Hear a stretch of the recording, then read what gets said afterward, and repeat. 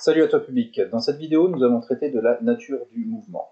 Alors, il faut bien distinguer le vocabulaire dans cette partie du programme et dans ce chapitre tout particulièrement, ne pas confondre la position, le déplacement, le mouvement et la trajectoire. Trois exemples, même quatre exemples qui sont proposés ici, où il y a un véhicule et dont on va étudier le mouvement. Ce que j'ai déjà dit dans une précédente vidéo, c'est que en termes de vitesse, il ne faut plus simplement voir la norme de la vitesse, à savoir sa valeur, mais considérer la vitesse comme un vecteur. Dans le premier cas ici, on s'aperçoit que le vecteur vitesse V1, V2 et V3, ils ont tous la même direction, c'est-à-dire horizontale. Rappelle-toi, direction, ça rime avec inclinaison. Ils vont tous vers la droite, mais par contre, ils n'ont pas la même norme. Le vecteur vitesse V1 a une norme supérieure au vecteur vitesse V3.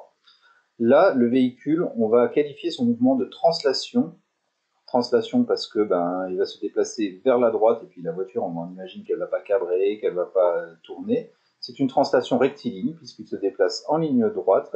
Et par contre, on va qualifier cette diminution de la vitesse. On va dire que c'est un mouvement qui va être décéléré. Donc si on avait à décrire de manière précise ce mouvement, on dirait que c'est une translation rectiligne décélérée. Dans le mouvement B, on s'aperçoit que tous les vecteurs vitesse ont la même direction, ils ont le même sens, simplement la norme de ces vecteurs vitesse va augmenter. Et le mouvement sera qualifié de translation rectiligne accélérée, puisque la vitesse va augmenter. Dernier petit enregistrement ici, où on s'aperçoit qu'on a les vecteurs vitesse qui sont tous identiques, en direction, sens et norme. Dans ce cas-là, on va dire que le mouvement est uniforme, et si on veut le qualifier correctement, on va dire que le mouvement de la voiture est une translation rectiligne uniforme. Dernier aspect, ici un manège.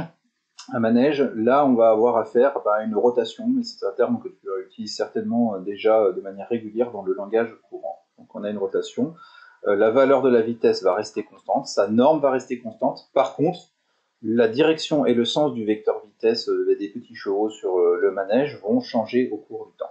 Voilà, écoute, j'espère que cette vidéo t'aura aidé à mieux comprendre la description de la nature d'un mouvement. Garde bien en tête qu'il faut toujours raisonner en grandeur vectorielle. Exemple type, c'est le manège en bas. Les petits chevaux vont se déplacer avec une norme de vitesse constante, si le manège tourne à vitesse constante.